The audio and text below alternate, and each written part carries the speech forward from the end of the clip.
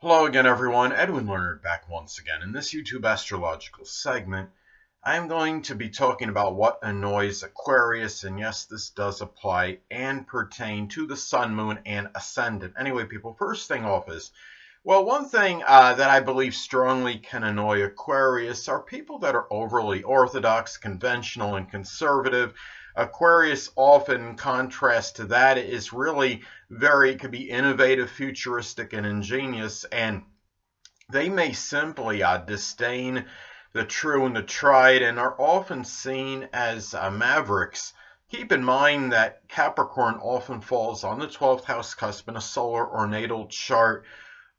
For Aquarius, the 12th house is connected with restrictions, limitations, and also fears. And I think conventionality can simply put Aquarius in a downright state of trepidation. Looking at this, another thing uh, that Aquarius can really become exasperated and very strongly annoyed at, I think, is that people that emphasize a lot of planning and premeditation and not enough spontaneity. Aquarius is often very unpredictable.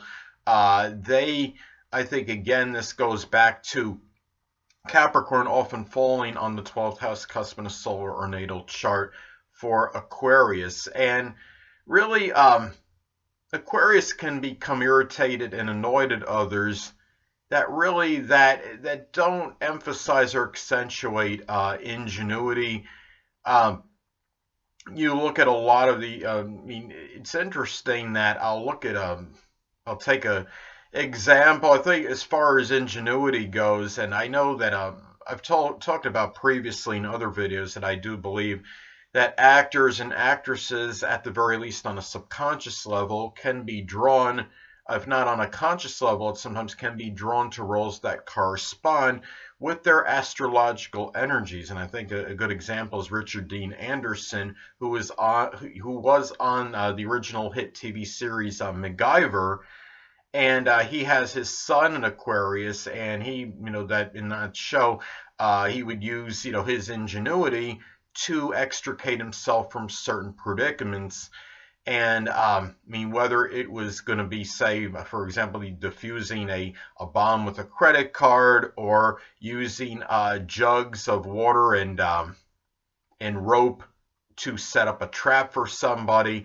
I mean, this was somebody, I mean, that really, I think a lot of this had to do with his son in real life being in Aquarius, and of course, him having a Gemini rising, he would be able, it was like he would be able to extricate himself from these predicaments, not just using the ingenuity of Aquarius, but doing so in a very quick-witted and quick, facile manner to outmaneuver the opposition, because you have that Gemini flavoring, which, I mean, is, of course, can be a lot of it connected with outsmarting and outmaneuvering others, I believe.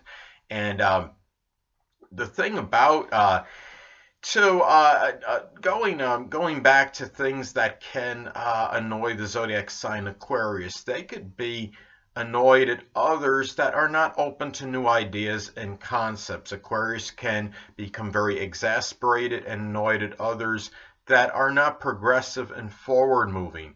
Now, it's interesting that the zodiac sign Cancer inconjuncts Aquarius by signs. So these are not always compatible signs, because Aquarius, of course, being forward moving and futuristic, and but Cancer, on the other hand, can often live in the past and lament over past negative experience and reminisce about this. And also, even things simple like possessions. I mean, Aquarius is more often connected with new technology and items that can be contemporary, while Cancer, living in the past, can often like things that are older because simply they're nostalgic and bring them back to a place from yesteryear, or from the past somewhere. So anyway, and another thing too is what really can Aquarius can detest and become strongly annoyed at are people that may not be willing to see beyond their own viewpoint and opinions due to arrogance. And keep in mind that Leo is the opposite sign of Aquarius. Leo is a sign that is often, about attention seeking, notoriety, accolades, and recognition for their achievements. But Aquarius, in contrast to Leo, often prefers to blend in groups and less concerned about personal recognition and adulation, but more about the collective group effort in doing things collectively with others, whether it's in a group or with friends or what have you. And also, what Aquarius can be exasperated and very strongly annoyed at as well. Another thing is that people that can be over domineering and controlling. Again, Leo being the opposite side of Aquarius, they could be very domineering and controlling, and that's why in a platonic relationship this can often not work.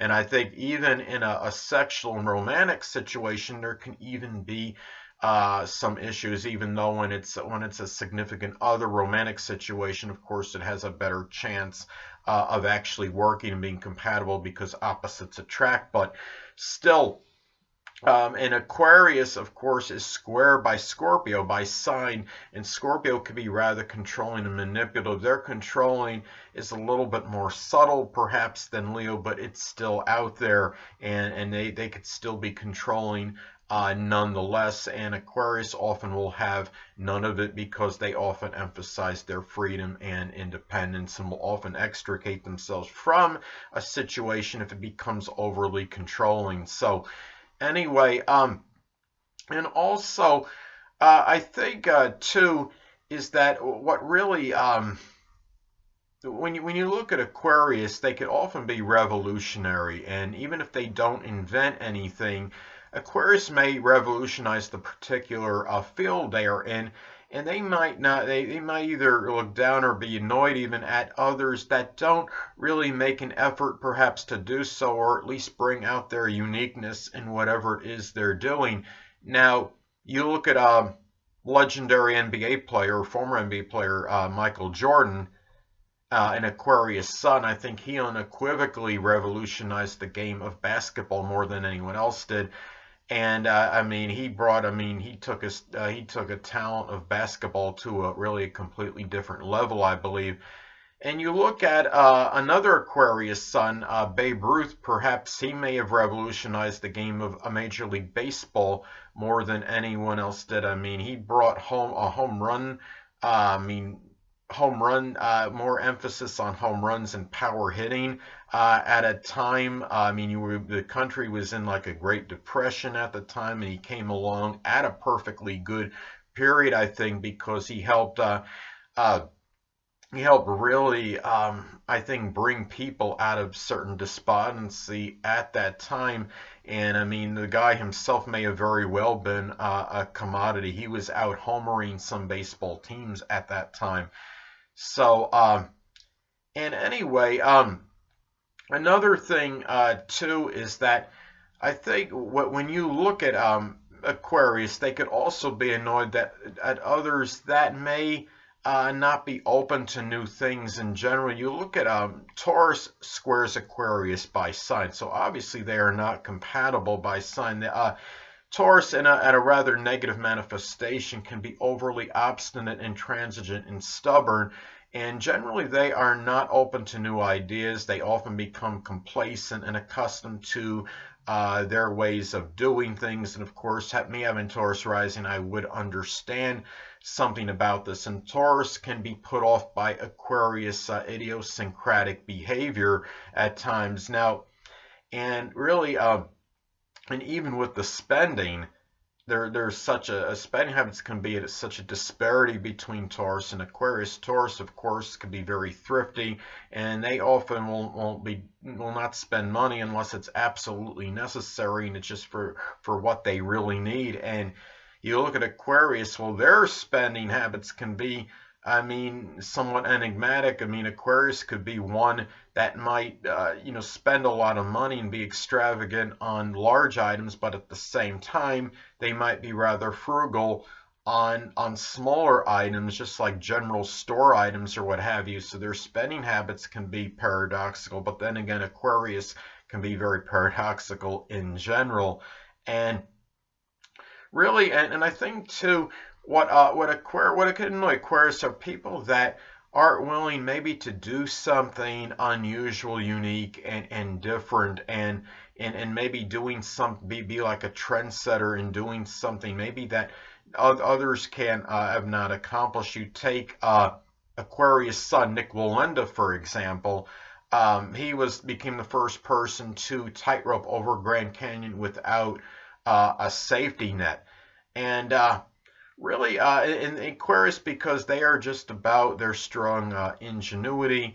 And you look at, I think, a good example of this as well. Many of you may have heard of actor Ashton Kutcher, who has his sun and moon in Aquarius, and he had hosted a TV series called Punked, and what it was based on, the premise of the show was to play practical jokes on celebrities. And I mean, I'm sure he used certain ingenuity to come up with ideas of various ways to prank others. And I mean, he has Gemini rising, so obviously there was a strong variety, I'm sure, in these as far as the practical jokes and that he actually did on celebrities. And it was done, yeah, I mean, I would imagine Gemini rising flavoring this Aquarius energy was done, a little bit of in a mischievous way, and done to really and often to trick these celebrities as well, and to outsmart them, really. So I thought that's very interesting. And the thing about it is, Aquarius is can be annoyed with people that will not that are maybe constantly maybe conforming too much with the way things are, such as a Capricorn or Taurus, Sun, Moon, or Ascendant. And the thing about it is, I talk about the Aquarius, about being that maverick sign, and about how actors and actresses may often, at least on a subconscious level, if not conscious level, at times be drawn to roles that fit their astrological energies. And another example, you look at Henry Winkler, who had starred on the TV hit series Happy Days. And I mean, he has an Aquarius ascendant, and he would do things like on the show snap his fingers and make the lights come on or off or whatever. And I mean, they're just, it really is uncanny how a lot of these actors and actresses they're so connected with these roles on TV. That just seem to correlate with their astrological energies. I find that very interesting. But anyway, people, that'll conclude this YouTube astrological segment for What Annoys Aquarius. And stay tuned next time, where I will be talking about what annoys Pisces. Two things I want to get with you on before I head out. Firstly, the stars may impel but do not compel. And secondly, never isolate any single astrological element, aspect, planetary placement, position, configuration, influence, or what have you, and make an analysis of a person, astrologically speaking, based on this alone, because astrologically speaking, the person is the sum of all their components in their natal chart, and not just one. Until next time, people, stay well.